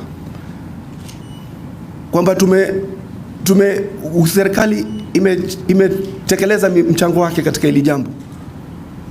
Na alafu kila wakati kashfa yao ni G2G. G2G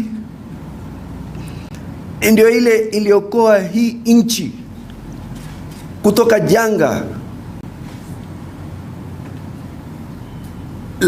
la masala ya shilingi yetu na mambo ya importation. G2G ndio ili stabilize shilingi yetu ya Kenya. Iliwaambia zile OMC, oil marketing companies, haina haja kukusanya pesa kila mwezi na mkalipa kwa dola, mnaweza kulipa kwa shilingi. Na wale ambao ni wenzetu kutoka madola ambao tulikubaliana, Saudi Aramco, ADNOC, tukawaambia tutakuwa tukiwalipa kwa miezi 6, mtupe kama credit window. Baada ya miezi 6 ndio tukaanza kuwalipa wakati mmoja, mwezi mmoja, baada ya kukusanya mapato yetu ya Kenya. Lakini wao wanataka sisi tutoke katika mpangilio ili dola kishilingi ianguke, ili wale watu waitishe pesa yao $3 billion, ili walete uhasama wa kiuchumi.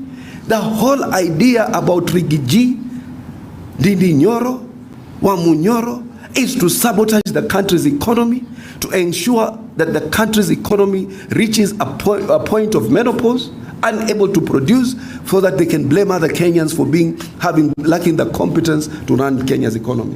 Lakini maarifa yetu, Mbadi amekuja, amestabilize shilingi, amestabilize inflation, tumeinvest in production over subsidies. Ukisikia kila mtu anasema subsidize, Uhuru ulikuwa kila mara akikwambia subsidize, kwa vile Uhuru alikuwa ni fisadi. Kampuni za ngano ni zake, anajisubsidize mwenyewe. Kampuni za mafuta ni zake, anajisubsidize mwenyewe. Fisadi. Sisi we are moving from subsidies to funding production. That's what we are doing as a government. That is our policy. That is our point, our standpoint. Kwa hivyo mimi nimesema haya machache na nimejaribu kuyaeleza kwa lugha ile tunafahamikiana sote. Kwa vile nyinyi mmetuambia, wale watu kina Ndindi wametuambia Wakenya wengine hawajui Kizungu, lakini sisi pia tunajua Kizungu ambacho kinaitwa, kile changu kwa kitu Kizungu kinaitwa Kimombo. Kama Kizungu chako kiko hali ya juu kinaitwa Kiswahili. Alafu tumezungumza Kiswahili cha falsafa. Fasaha. Kwa hivyo na nimeshukuru sana kwa lile onyo lililotolewa na ndugu yetu Kipchumba Murkomen. Kipchumba Murkomen ametoa onyo kwa wale wanachoma magari wenzao, wale wanaharibu mali ya wenzao. Na ukiangalia ethnic profiling imekuwa ukweli kabisa. Hata wale wanaokuja huku kuchoma wanatafuta mali ambayo ni ya watu ambao kutoka jamii nyingine. Wanachoma supermarket. Heti amekufanya nini maskini? What has he done to you? Mnachoma majumba ya wenyewe. Munawaibia commuters ambao hawana hatia ya mtu. Munang'oa reli ama barabara na munaharibu infrastructure ya ambayo Wakenya walijenga kwa jasho na damu zao. Wale wafanya nini? Ni nini mulifanywa na William Ruto? Ni nini imewakera hivyo? Demokrasia imewapa fursa to demonstrate peacefully, na imewapa the right to vote, na itakuja mwaka ujao ndio utajua pia sisi tuko na idadi. Mmesuppress numbers za watu, mmesuppress watu. Alafu muna wenzenu ambao maskini kina Rachel ambao wameamua wa break off from the yoke of ethnic manipulation, muna wachoma. What is going on? What kind of radicalization is this? What kind of barbarism are we reverting to? Hii kitu haiwezekani. So Kipchumba, tafuta hiyo watu, shika wao. Na hii nchi bado iko na kifungo cha maisha, na pia iko na kunyonga. Wale ambao wanapatikana of extreme barbarianism, let the rope take its course. Hakuna mchezo. Hii nchi haiwezi enda hivi tu bwana kiolela. Unaogopa kama ati siku moja nikasema Rigiji na incite watu ashikwe. Mwandazimu mmoja senator aliyopita akaniandikia message, unafikiria Rigiji ni mimi? Rigiji akivunja sheria na vidole vya sheria vikimnyoshea, tutashika yeye. Kuna mchezo? Kwani nchi, a country is bigger than everybody.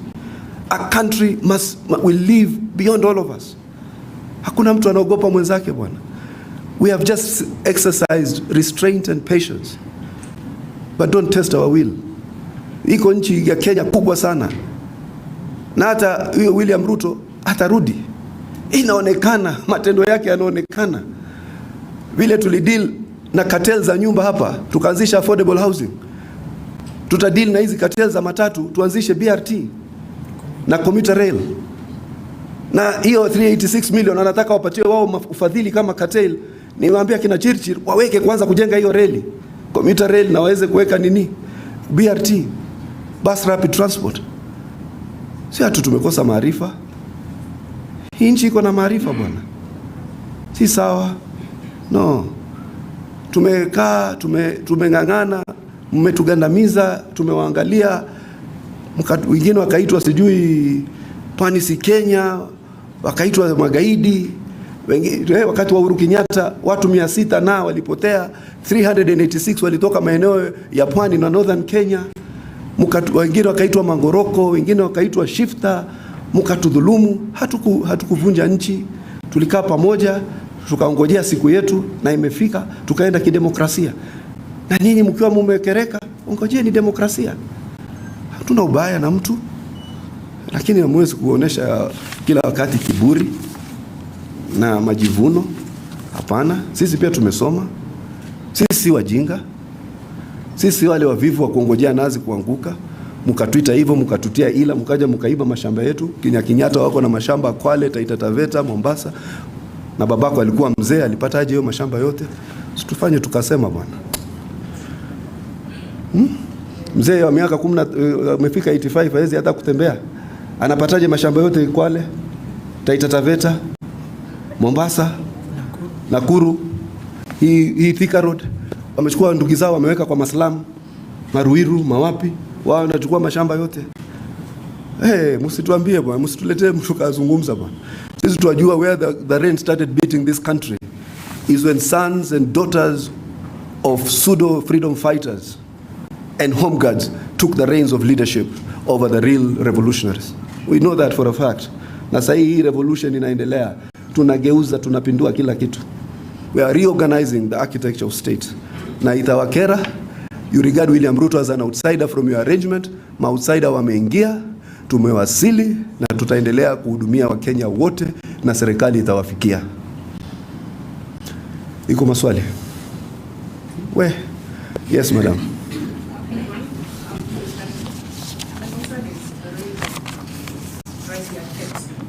Yeah?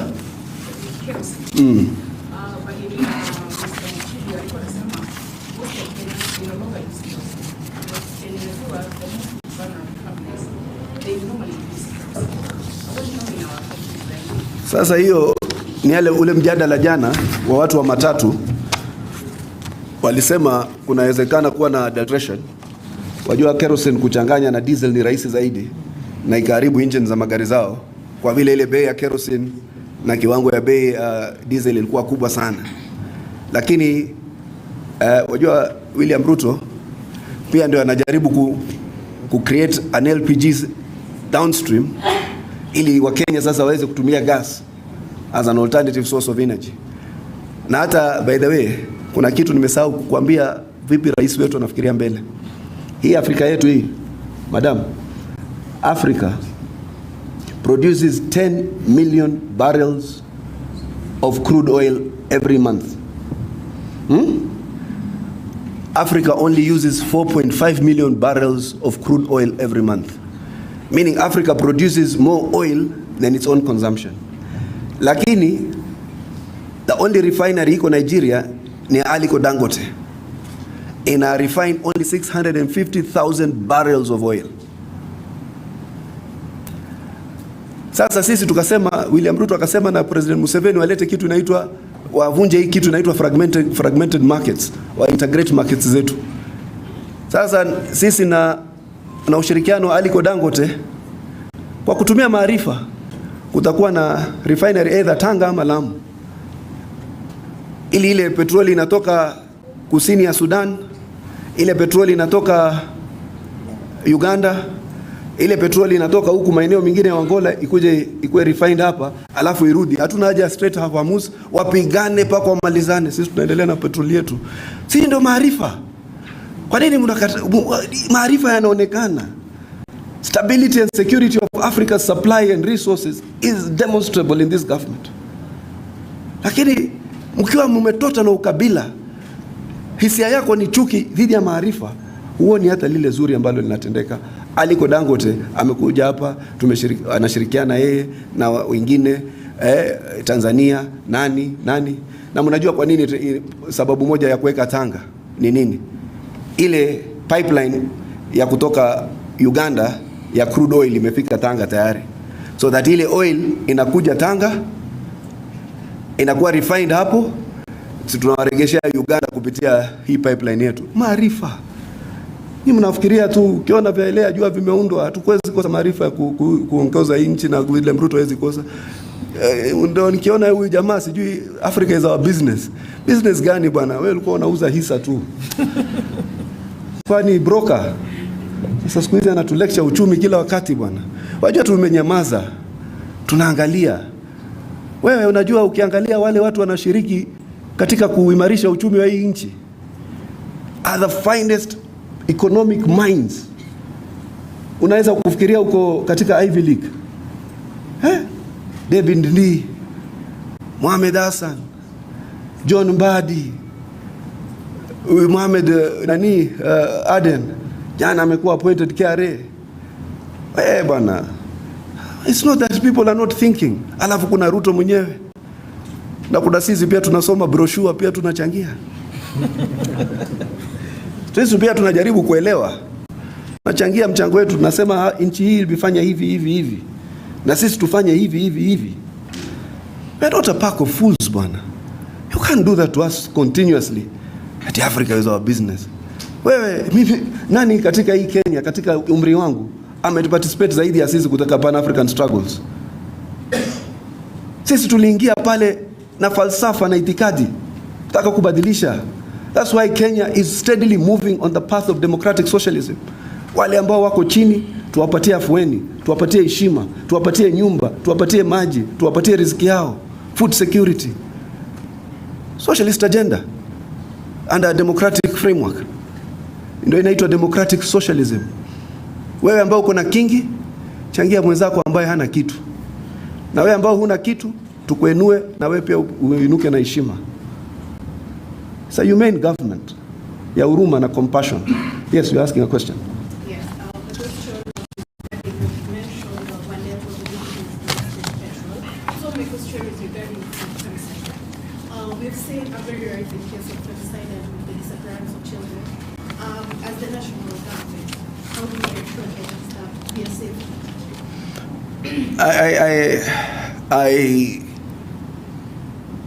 I myself was concerned. I have spoken to the Minister for Gender, PS Gender. We have spoken to the organs of national security. The gender desk have been created all over police stations. But I think also, inyi wanaume, mkuwe vigilant bwana. Mnachoma mama zenu. Kama uko na kidogo uko disturbed, kwa vile dada amekushinda kwa maisha, jua we focus too much on the girl child, wakasema siku hizi nyinyi mnalea wanaume wengi. Sasa alafu na nyinyi saa nyingine mnawafanyia ati hizo ni katika sababu zimetolewa. Kama uwezani na success ya mwanamke, achana naye. Mwache aishi. Wewe enda zako utafute namna yako ka hustle. Ukibarikiwa rudi, usipobarikiwa shururua, Waswahili wanasema. Fika pale unafika. Lakini hii mambo hii ya kuona kila wakati women and their successes are soft targets. It's just barbaric. Yes, maybe the others will say we must focus a little more on the boy child. Lakini the African cultural context has never been oppressive to boy child. Hata vile tunalea watoto wetu is what imbibes in them ubora. Wewe tunakaa katika familia, msichana wanawapikia ndugu zake wa kiume, wao wanacheza mpira, wanacheza basketball, hata kama ni ya vumbi. Wanakuja wakati wa kula wanakula, wakimaliza wanaweka sahani zao, wanarudi kucheza mpira. Wasichana ndugu zao wa kike wanaanza kuendelea kuosha na kusafisha nyumba. Lazima haya majukumu yasawazishwe. Sasa ndio mnaweka kasumba vijana kwamba wao ni wabora kuliko wasichana ndugu zao wa kike. Sasa mwingine ameona mzazi bila sababu yote amemtandika mama kofi, na yeye anainuka akijua you are sometimes your father's child. Mtu ametoka culture of abuse, anakuja na abuse wengine. So muache hii. Be confident. Kwa supply chain. Kwa mwanamume. So unakuja hapa ukiona wanaume wengi wale katika mitandao wanatukana wenzao wanaume, wameshindwa na duty zao za nyumbani. Mimi uangalia hata nikazoom nikasema maskini ameshindwa na mambo ya mama, ananiletea umama hapa. Yeah, yes.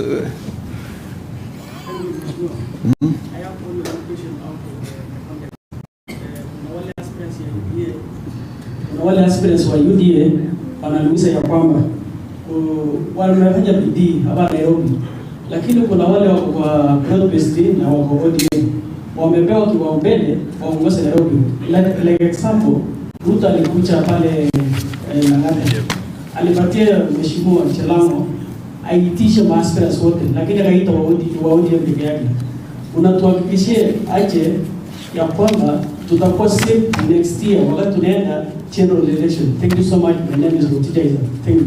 Nilishukuru sana, ulisema umetoka nje ya mada, na mimi nakujibu kwamba umetoka nje ya mada. Ulisema I apologize for being out of context. Yani unaomba msamaha kwa kutoka nje ya mada, kwa kuwapotosha, kwa kuwatoa katika mpangilio wa leo, na mimi nakwambia vile vile pole sana, mimi sitotoka kwa huo mpangilio wa leo. Sasa wacha tukuje hapa.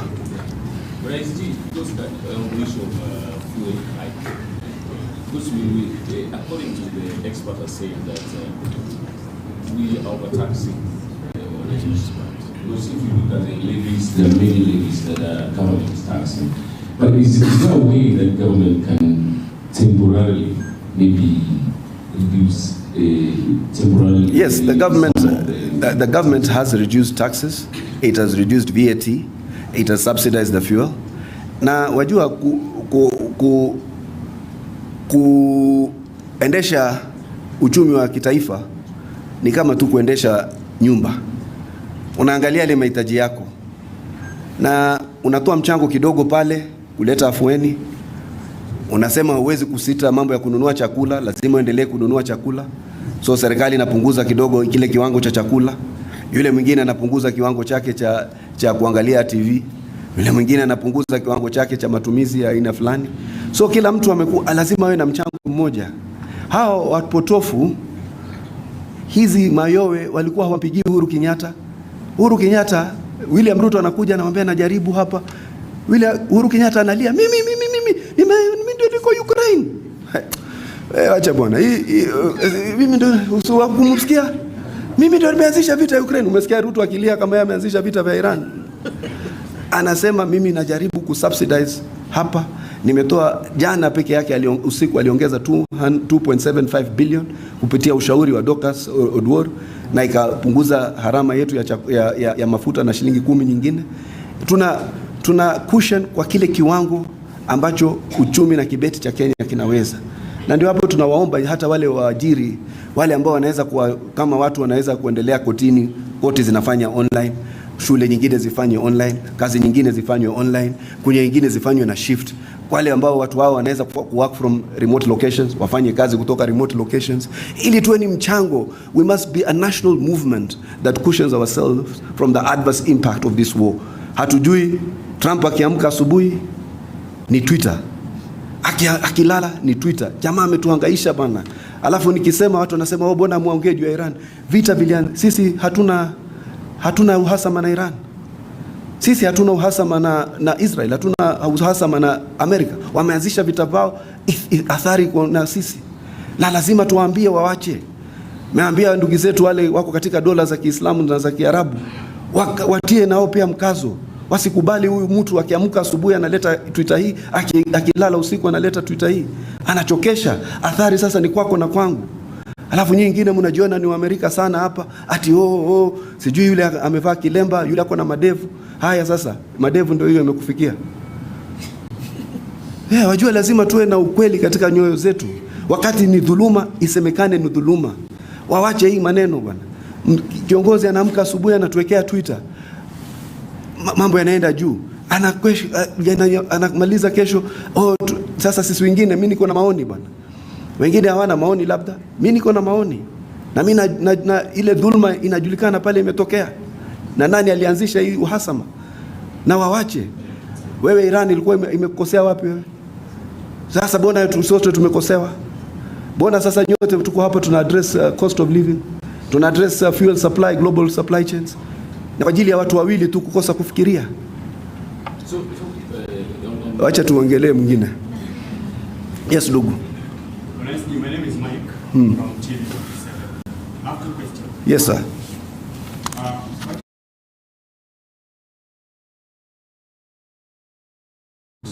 In order to discuss about these regulations.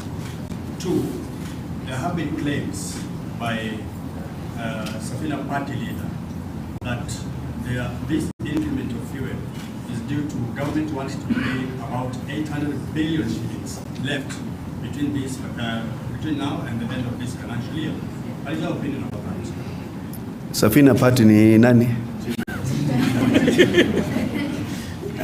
Jimmy Juzi aliongea. Jimmy Juzi nilikubaliana naye na maoni. Hakuna mwizi katika nchi kama Uhuru Kenyatta. Ni ukweli kabisa. Kwa vile ukipata swali moja right, unaweza kuwa yao mingine pia utapata right. So, alituatia deni kubwa na we cannot default on our sovereign obligations.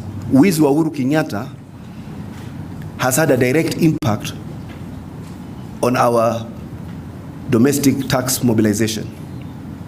What he did, the net effect of him committing us to so much debt, is for us to take debt to pay debt first and foremost, and to be able to realign and reconfigure part of our debt obligations so that we get some bit of headroom.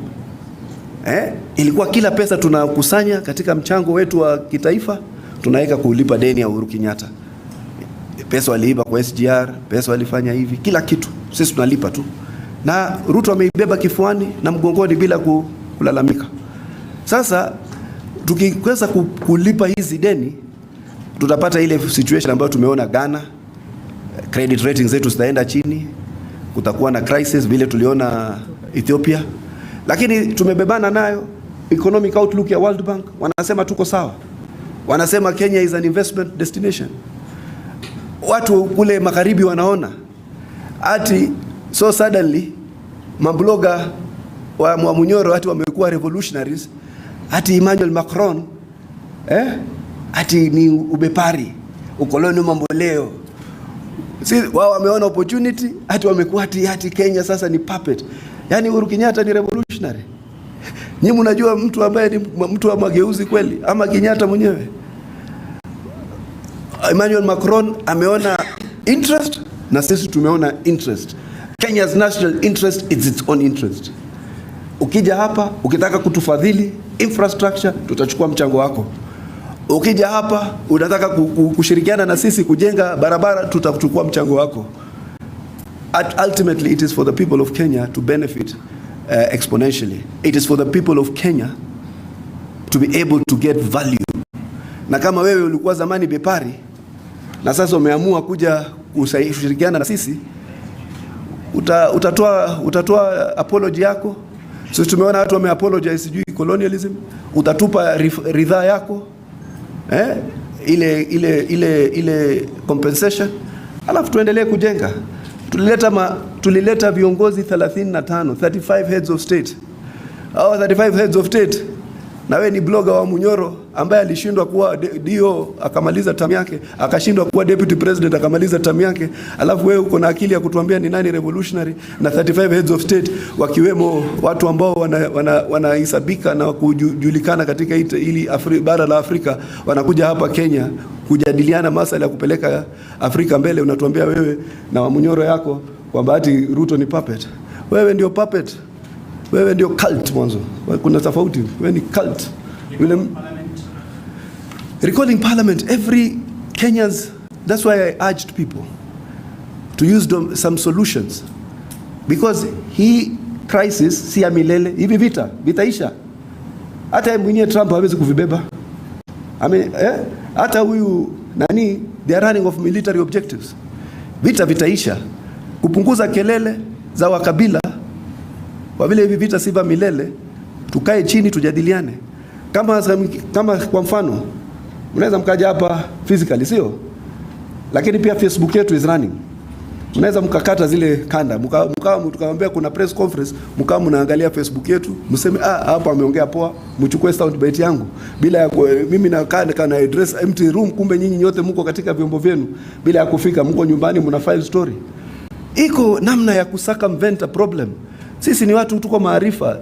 Muligelie chine chinkwana chaye muri kyomone bwe kyama kya UDA Omar Hassan Omar kurwa UDA headquarters Hasala Plaza Ngong Road agemi mu Nairobi akokwana sana kabwate chigwa bose kage chiri mono sana nene kubatkana biribiga ndrete omogiro nabo igosira ko musubatire chomtai kwa regabwe abereka bagakorutama kombora mane sana ya masa ya manene uchesio kabiro muraibwense urumuigai Kenyatta tagokiri kwa igoreka kwana mangana mangi igoro ya buna Uhuru Kenyatta takagotigerense ya Kenya winkorengana nere ninga Uhuru Kenyatta nigotigerense ya Kenya madeni ara marito kigima kwandira mangana mangi na abereka bagakumurutira makombora marito sana yo kabiro mukonyi yo sio kabiro muraibwense Uhuru umuigai Kenyatta no nigo kwarorire Hassan Omar akonyara kobaga ko batogyo muwaziri Opio Mbadi muwaziri Chirchire nabaigo Kipchumba mukamene muwaziri oborendi bwaime hamono muraibwense Dr. William Samoei Ruto asikiringa nigo bagenda tokore mere meterre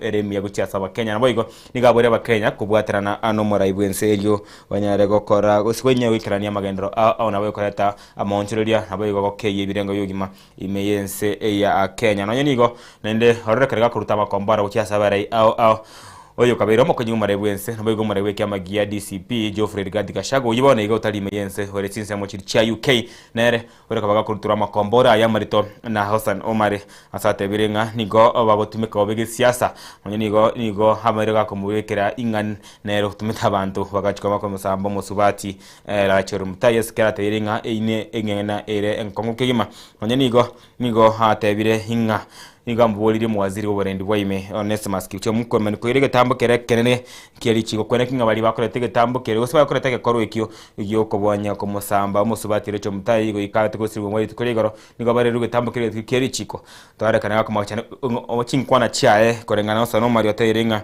lichi kulinsiri ya Kenya ngo ligwanchira abantu kongento igoterende igotogote banga nigaganirie balia bakorete koreko babeko babakongentwa kero bagochiko bekubyara ine nkwana yaye Omar Hassan okwande kurwachi enyo semo ya Hasala Plaza amaga chamane ye kyama kya UDA senseme ya Ngong Road nigo abesara gakugerera omuroberi oria OJ to J entaterenga niga abera ko bakogotinye unyamasi bwese ya Kenya na uchumi yense ya Kenya kigera no muroberi obekirare bari bare kwesonania n'ebikoro by'ubukurumi ubwa amabuta nigo naende niga murekera makombora marito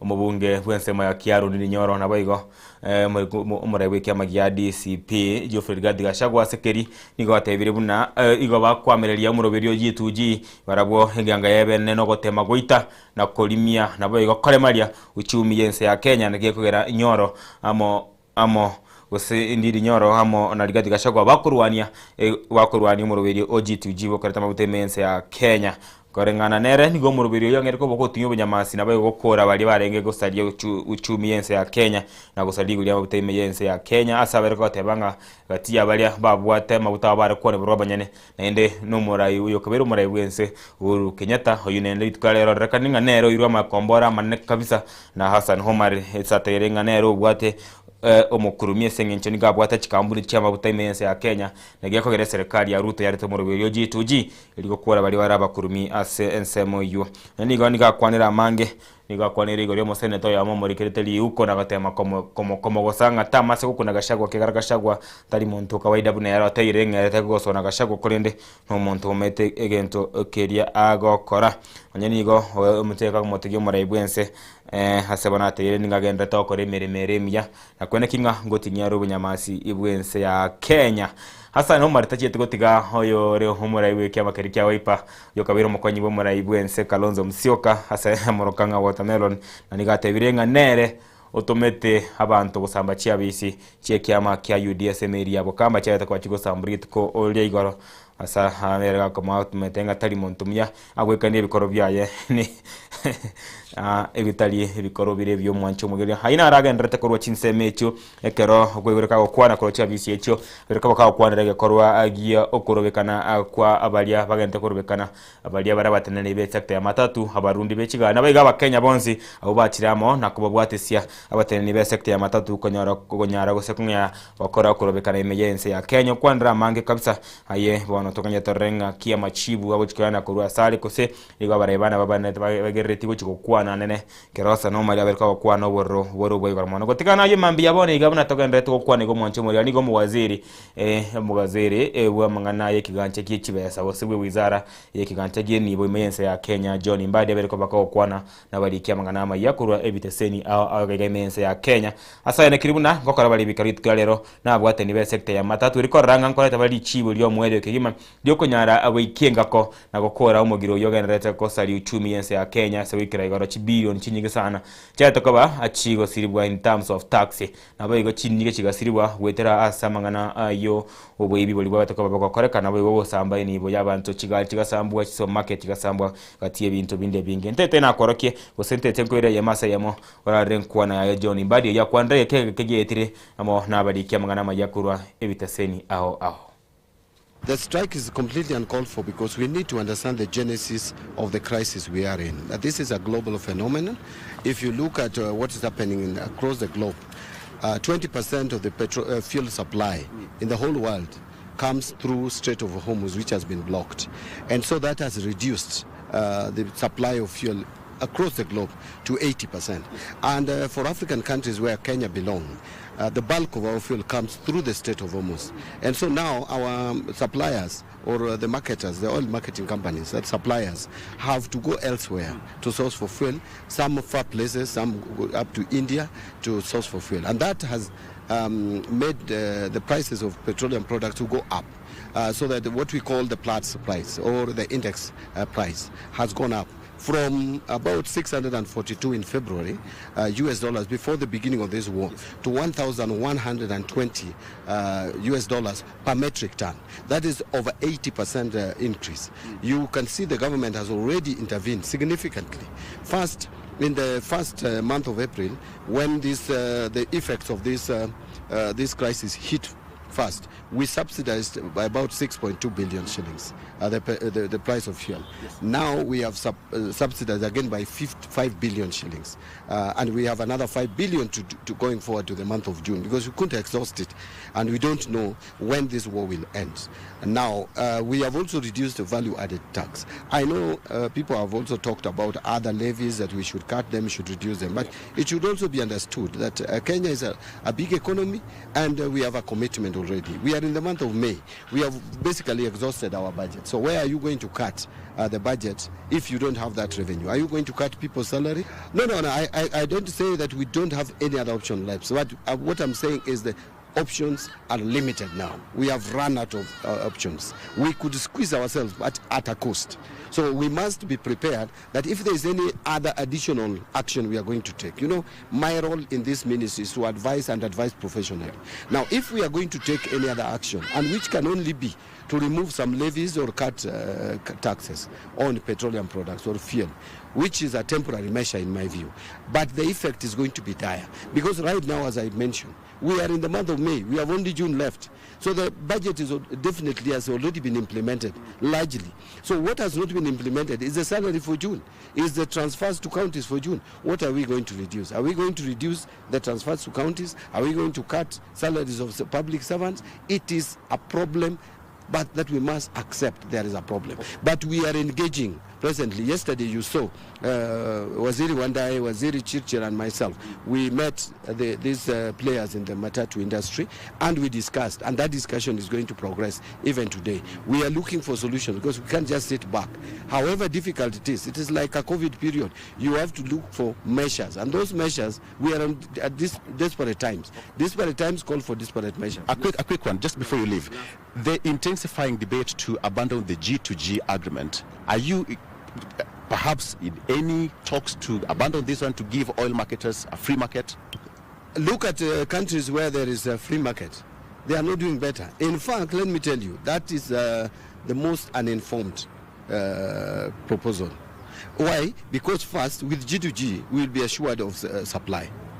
There are countries today which have started rationing fuel.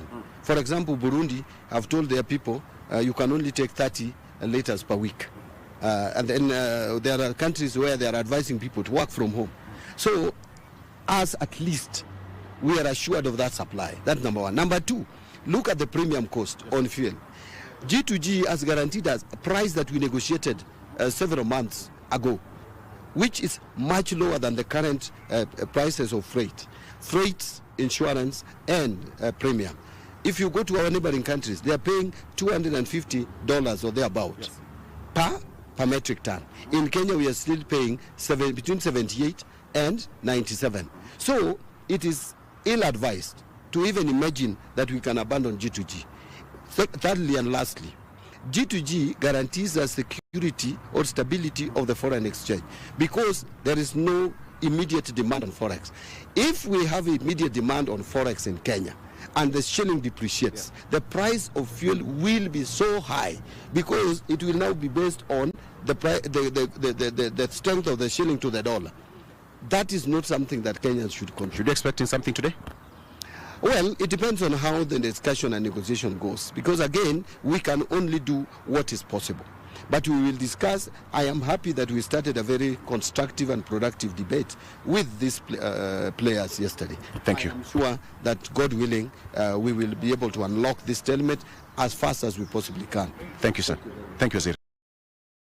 Mwanchumwiri no mwaziri we kiganja kenibo aigemense ya Kenya Muske John Mbadi uyo kwandire na barari amangane kamangana maikuru biteseni aho mambe yabonega aiga imeyo muchio Nairobi eseri twarero bakene ndego chikomera ne sentunde ya kabire n'ababwatani ibe sector ya matatu eriko kwanda nako gayana eye nganeri yagenderete igatigo semogiro yogenderete kwene kiwe emergency ya Kenya manene muchio Nairobi obereko bako gwakwa ne keboko ekenene mona kwa gure kagotebanga igose abereko bagakwene kinga ngukwana bali na nigo baguchia iyo baguchia wikirana no bomo neratete ngikuigwana bali korende korengana nabateneni barabwo mbara igwana korengana na mbadi hata abaigwananire korenda korengana batinani be sekta ya matatu barumba igwana igo bonsi bakorekana gosoma kuri gitabu getari kemo manyani igo kwarega gotebanga igo gwikabone ga serikali tebuga tibesende yonsi na option sigose ibitambuke byatwere gochiago kiyamagori yayu ukare ibire bikemono umutinyo sitatro chigosoa oyosaba ndo chigosome budget igo korengana nere pesa teyo igo nigo korekananga na bamagori amagutara chigenda gutigara igo kire kigitambe ekenenga kagochigotigara igo abantu besekta ya matatu ngwancha barikana para batene tipara ngetambo kigosi kigo chikoirwa bono niga bakenya bwana tagotigwese gesunte kerekene na nigo tukirete torre ninki kigendrete kiagara mwaziri John Mbadi one kiringa ense ya Kenya budget bone igatiyo niga besa berko ba kigotumika goika omwerio anekera bono budget yenyerochi igo somwa igo bono nigo tugentorere gose agikaro kyalero gatia omwaziri abwate ni serikali na baiga abwate ni sekta ya matatu ngonyara bare bako ikerana hasenkwana yamo usenaende niga baje kwendra bagwitana chinkwana na chimeme bona litko oligaro twaroche igali yakera barenge amono mwaziri ujya bwamangana ainaji oyigoto mukumukwanira pio wadai nigo babetoka babateba imbara igwana igo ne chinkwanchi ngendete ko moka sana ekero mugiroga ndete nsema au mwanchu mwiriye mambi yabona iga chinse ya Kenya mu Nairobi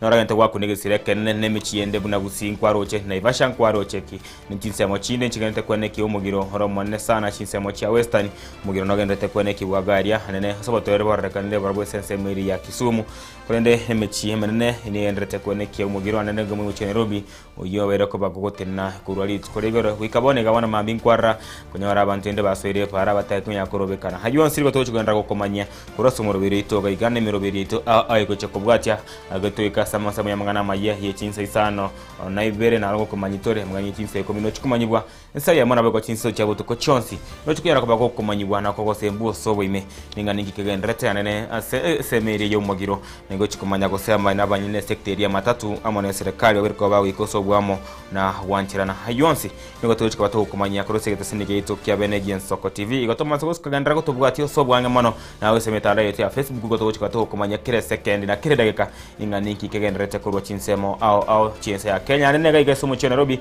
asa maisonsi amoregete kuone kyanga gosoma rembe ngore kitwere usichibura buru hamono boyibi no ngosari kweni bo yabantu nigo chikone kibitu kyale buna kwa to kuone kibwali tkoregoro asa chinsemo au chomochi o Nairobi chabuto kechida kairenge chomwancho mwere siteka chabuto kene 50 na isano igoro yechinsa isano chiabono mambia no wikarabu no ngosaba gukorera mu rubitro bino mwancho mwere gwakiranga mbya mono soko chora getesene kya Benegian Soko TV nabe ko chora ko bahane omurubiro bwitro bino to komanye to komanyirie nabonega nigo to gukora esenchera ere ya bene konde nigo to komanya hari agendrete gweterese metanda yeto nabayego gweterasa bangana itama yena bayige mirubirie ende ekobwacha kuna botambe John Kibati nabayego Joshua Nyauma nabarenge mega nyene nyoncho kwene kinga chibi chama na Mario ya gikere esenchera ya bene nanche yonkoro kwa Daniel Omwaga ngosa botware omugaso romu yetro bini ya kiromo erio moncho muligere